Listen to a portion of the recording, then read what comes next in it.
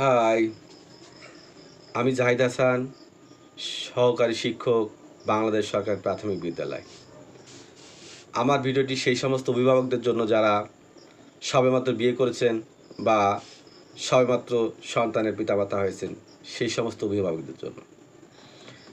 আমার ভিডিওটি দেখলে আপনি অনেক কিছু শিখতে পারবেন।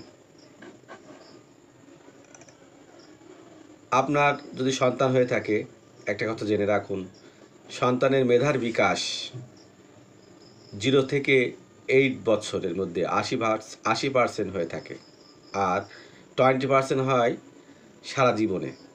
তাই আপনার সন্তানের কিছু করণীয় কাজ রয়েছে। সেই করণীয় কাজগুলো কি? আপনার সন্তানকে মাঝে মাঝে একটু আদর করা, চুমু খাওয়া, বুকে নিয়ে জড়িয়ে ধরা, ওর সাথে হাসি হাসি কথা বলা, মুখে একটু হাসি রাখা, আর চোখে চোখ রেখে কথা বলা, যাকে বলা হয় আই কন্ট্যাক্ট। এইটা আপনার বাবা মা হিসাবে সন্তানের জন্য খুবই প্রয়োজনীয়। আর আপনার সন্তানকে সময় নিয়ম মাফিক সকালে বিকালে 10 মিনিট 20 মিনিট করে বাইরে নিয়ে যাবেন।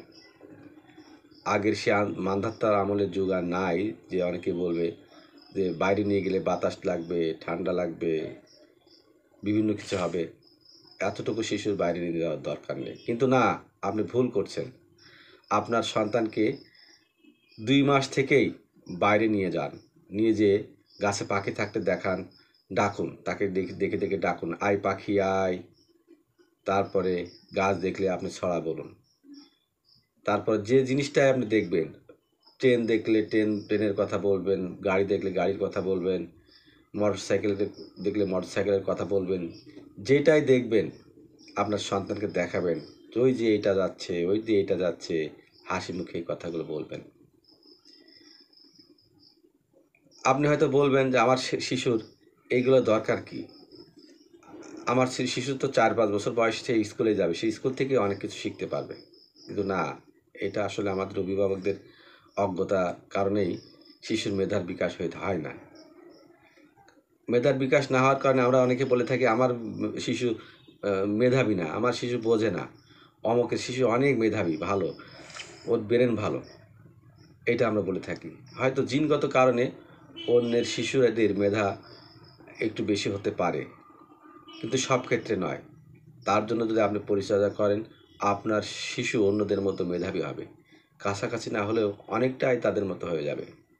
সেজন্য আপনি নিয়মিত রুটিন মাফিক 2 মাস থেকেই শুরু করুন। সকাল এবং বিকেলে বাইরে নিয়ে যাওয়া, ঘরে এসে বুকে জড়িয়ে ধরা, আদর করা, আই কন্ট্যাক্টে কথা বলা, হাসি খুশি দিয়ে একটু তার হাত পা নড়ানো।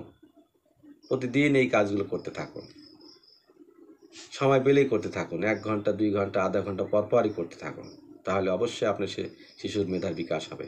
ওই যে বলেছিলাম, 2 মাস থেকে 8 বছর বয়স পর্যন্ত শিশুর মেধার বিকাশ হয়ে থাকে 80%, আর বাকি বিকাশ হয় সারা জীবন, 20% বিকাশ হয় সারা জীবনে।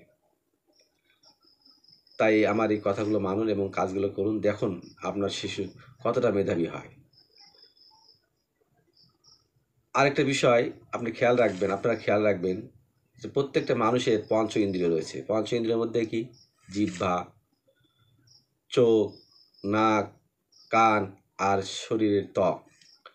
এই পঞ্চ ইন্দ্রিয়ের মাধ্যম দিয়ে কিন্তু শিশু শেখে। এইগুলাকে আপনার একত্রিতভাবে করার চেষ্টা করতে হবে। সেটা কিভাবে করতে পারেন? একটা হলো ব্যায়াম। ব্যায়াম যখন করানো হয়, শরীরে হাত পা ম্যাসাজ করানো হয়, তখন প্রত্যেকটা অংশের সাথে অংশের একটা কানেকশন সৃষ্টি হয়। এতে ব্রেনের কোষের সাথে একটা প্রভাব পড়ে, আর তখন কোষগুলো একটার সাথে একটা মিথস্ক্রিয়া ঘটার কারণে তার মেধার বিকাশ হয়, ব্যাপক আকারে বিকাশ হয়। এছাড়া আপনি আপনার শিশুকে পুষ্টিকর খাবার দিবেন। পুষ্টিকর খাবার শিশুর জন্য খুবই গুরুত্বপূর্ণ। শুধু আমিষ না, আদর্শ পুষ্টিকর খাবার দিবেন, যে খাবারের সমস্ত গুণাগুণ থাকে। এই কাজগুলো আপনি নিয়মিত করুন, আপনার শিশু অবশ্যই মেধাবী হবে।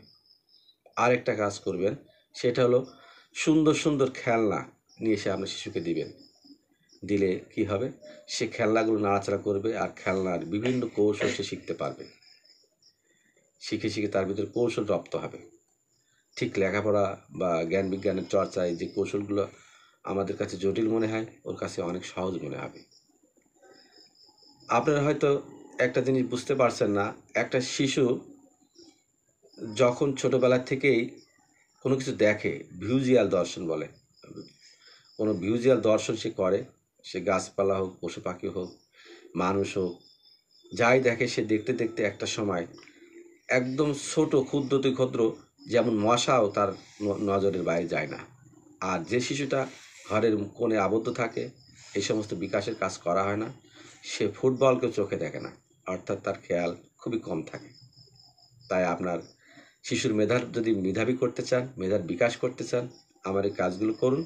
অবশ্যই আপনার শিশু অনেক মেধাবী হবে, যা আপনি চিন্তাও করতে পারবেন না।